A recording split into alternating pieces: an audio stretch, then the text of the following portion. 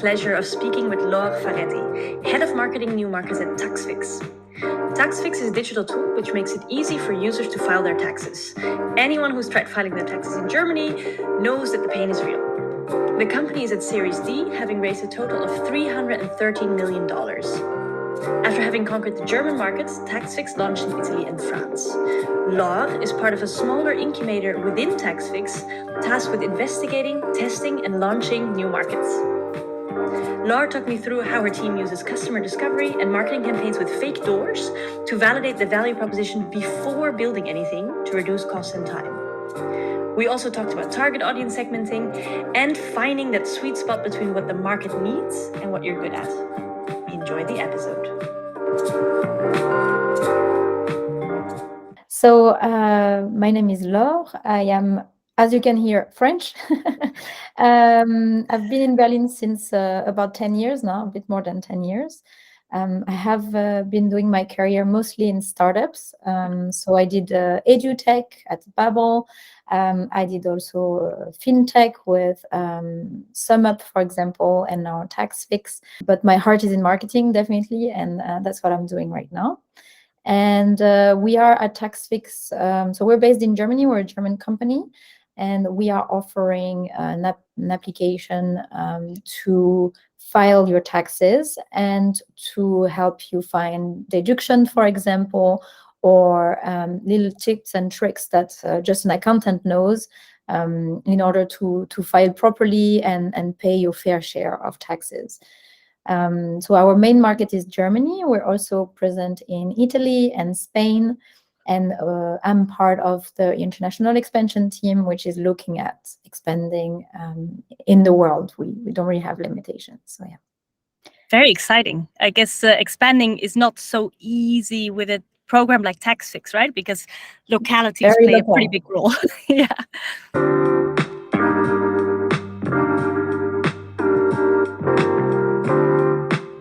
Germany is very much in the hyper growth stage right now. We have an established product, we have an established client base, and we're moving forward. With Italy, Spain, we are still in the let's say growing stage, so we're trying to find the right product for the markets. And for my team, we are at the incubator stage because we are testing and doing product just for the international markets. So we're very much a mini startup within the startup, to be honest. That's super interesting, I think, because one of my favorite topics is very much about identifying the right target audience and then understanding what they want, right? So that in the end you can find product market fit. Because one of the key things I think that startups overestimate somehow is that they think they have product market fit too soon, and then they think it is time to grow and to scale, and they start experimenting and do all kinds of stuff, but it's actually too soon for that because they haven't really built something that really solves a problem, right? That people really want and also want to tell others about. So I would imagine that in Taxfix Germany, you're pretty much there, right? You've achieved product market fit, but it's interesting that you also see that challenge. I had a conversation recently about companies also thinking, oh, we have product market fit in Germany, we'll just copy paste this now in France and Italy, and it's all going to go fine and dandy. And it doesn't work like that, right? So it's nice to hear you say that every time you launch a new market, you have to experiment again, right? Because you have to start from scratch almost. Completely. It's very important to learn also from what has been done in the past, especially in fintech.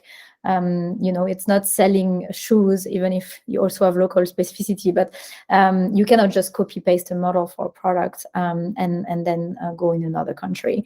And that we knew it from the beginning, and that's why the incubator is born, is very much to be let's say listening the markets and listening, okay, what's the need of the market? Do they need a tool to file their taxes? Do they need an accountant help?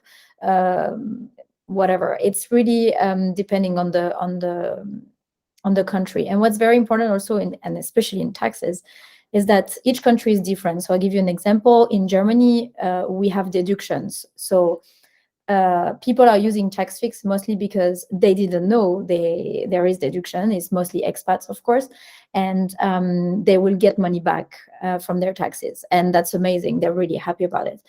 And only people who had an accountant, they knew about that. But in other countries like Brazil, for example, the government is already showing all this deduction, and they don't really need a tool for that. So they will need a tool for something else, which is maybe getting their money from the government a bit earlier, or being sure that they file properly because there is big fine, for example. So we need to do a lot of research. We need to do also a lot of interviews and qualitative and quantitative research in order to understand, okay, what the market needs. Because if we copy paste the German product, it will definitely not work out. So it's very interesting approach, and I'm glad we're doing this way. I would love to learn more about what you said. So you were saying listening to the market and doing market research. Could you explain a bit what that process looks like, and also what is necessary for something to be verified, right? Because this is something that I struggle with and that everybody struggles with. It's like, okay, what do I do first? Do I start with qualitative interviews, as you mentioned? How many should I do? And then when is it verified? And then when should it be surveys? And when should I just start testing? And and what is enough for something to be verified? So I bet, because you're doing this in different markets, that you might have like a fixed process for this, that you know how to do this. So please shine a light. So very interesting question, because we actually just changed the process. So we had the first process that we had in place was to kind of find the perfect product for the market. So finding alpha, kind of, yeah. So we have that in design. So we were doing quantitative and qualitative interviews. In qualitative interviews, we were about 10 to 15 people that we were talking to. Then we were doing a design hack with the whole team, so designers, researchers, marketing people, also product people together, engineers, and we were trying to find a prototype that we think will fit best what we heard and the conclusion that we had from the quantitative and qualitative interviews. And after that, we were putting it in the market. So we were basically doing already putting some a bit of money in marketing campaigns and doing what we call a live market test. So really having the product out there and see what's the response. So we tweaked a bit our process, because this was very, very lengthy, and it was costing us a lot of money, because we needed, quite some investment in time, in also the resources internally. So it was a bit too lengthy. So we decided to make it a bit shorter and to take it, let's say, a tiny bit backwards. So we have, of course, research who's doing intensive desk research, talking to tax locals, and really understanding, okay, taking the pulse of the market. And after that, we're straight away doing the live market test, meaning we're doing a prototype, so very, very short version of our product. And we're putting together a different value proposition to see what resonates the most. And then based on that, we will create an MVP and then launch in the country. So that's pretty much our process right now. We gather enough data when we do the live market test to really have the reassurance that we were lacking when we were doing just user research. Even if on quantitative, we had, 500, 700 people answering survey, there is a very big difference between somebody saying, yes, I want to pay for your product, and somebody actually clicking on paying when you are in the product. Of course, it's a fake door. So we try to send a survey, send an email, and saying, listen, this is not available in your country, but we're very keen to have your opinion and work with you to find the best products for your country. So we're trying to smooth things out because it's of course, people, when they click on an ad, they want to use the product. So it's always a bit touchy, but that's the process that we have in place, and so far it was very interesting. We gathered a lot of data, and we can take decision based on hard data and what the market is telling us, really being user centric. So I think it's very important. I think that's very cool. So if I paraphrase you correctly, you kind of pushed the actual product development further backwards. You do more real world tests through marketing and fake doors and whatever works. Exactly. And then based on that, we have a more accurate picture of what the product should look like. And then after that, we are doing product development. Yeah, I think that makes so much sense. I also think there's so much possible with no code stuff somehow that you can still 100%. So little secrets. We're not using Taxfix brand. We don't want to hurt the brand. So we're doing tests with the alias. So we're 100% new company coming in. No one knows us. It makes sense, right? Because then you can kind of change the value proposition entirely, right? You can 100%. it doesn't matter. There's no brand confusion. You can go completely insane. You can have Yes. two billboards next to each other with completely different messages. Yeah. Yes, we're trying to have the fit, of course, and being able to do something that we can build, because I think that's also the biggest challenge when we take this approach. How far are we from what we know and what we know how to build, and so I think that's the sweet spot, finding what the market wants and what you can build and what you're good at. Yeah. And so you are a team who does this. So, and you're still doing about 10 to 15 interviews, right? That's still part of the process before you start launching these marketing tests.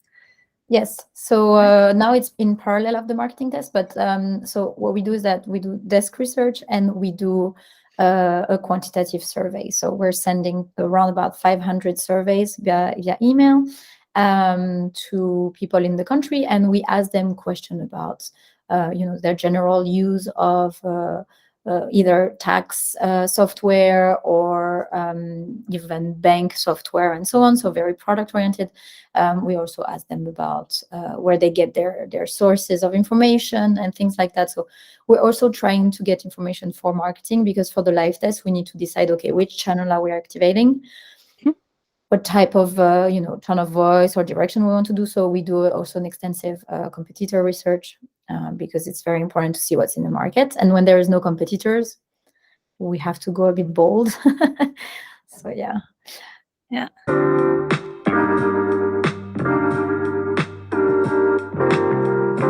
I think that's like what we both know nowadays, that no competitors is not good news, right? Yes. I think when I was younger, I really thought, oh, no competitors, great, right? Like I'm the first. This is first mover advantage, beautiful, easy.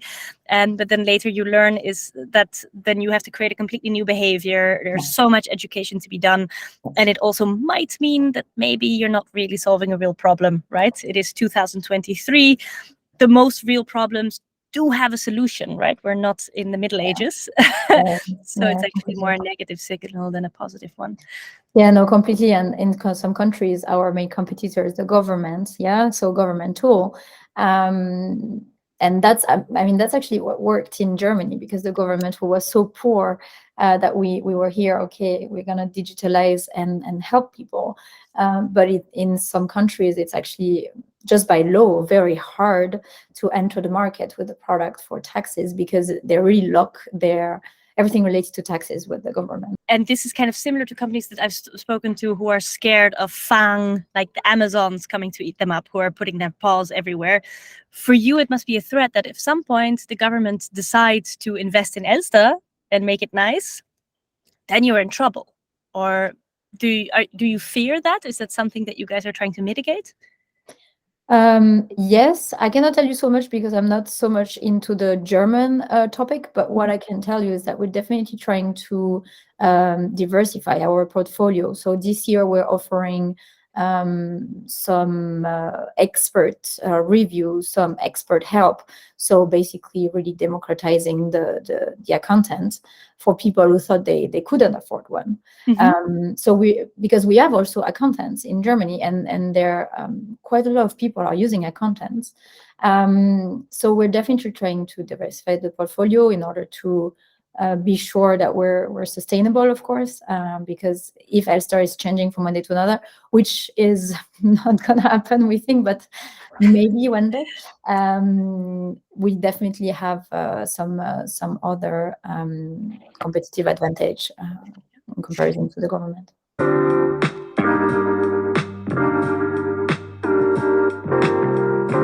hearing a lot about our customer. We have some direct line with our customers. We're definitely doing a lot of discussion of which functionality they would like to have and things like that. We have some customer breakfast where they come and they answer all the questions that everyone in the company has, which is super interesting. So we definitely have direct line with our customers, and it's I think it's super important. So. And how do you motivate? Because this is an issue that I've seen. Everybody wants customer feedback, and everybody would love to have a vibrant community of customers that want to talk to you and come to breakfast. I would imagine that it's not so easy, especially for Taxfix, to get just taxpayers to come for breakfast. It's not like such an exciting topic that like that I'm super passionate about. How do you motivate people to talk to you about this stuff? Some people are very motivated about taxes. I can give you an example in my team, because we're doing international expansion, and we were talking to people in the Netherlands.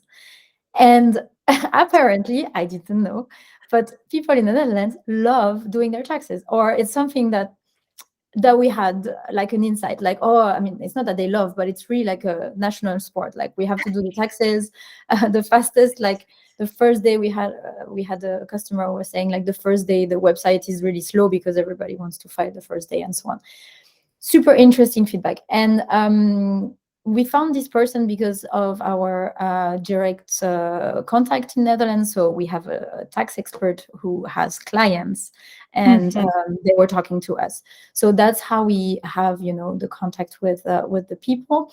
And of course, we don't have, 100 people knocking at our door, like, yes, I would love to share my insight with you. But we do have people who are very happy to help us. And is that then in Germany, for example, is that 10 people who come to the breakfast, or who give you feedback, or 20 or 100? Like, what kind of numbers?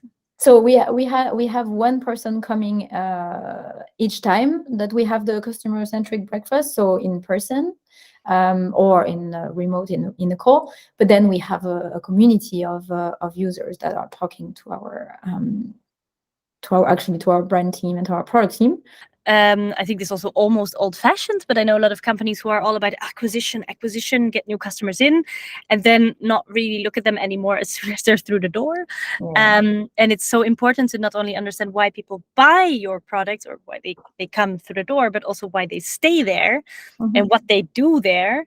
And even more important, when they leave, when they churn, why they did that, right? And I think those two parts are often forgotten and so very important.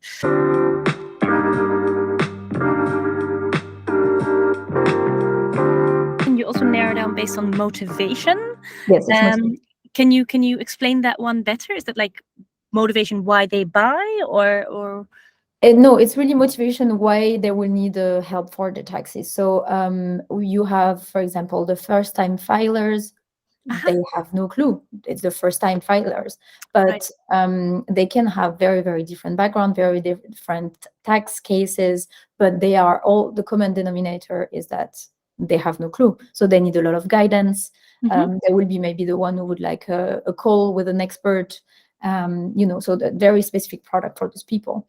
And then you have, like I said, the divorcee, so maybe life changes. It's also, a motivation. Okay, I bought a house, or I made investment for the first time. How do I pay my taxes?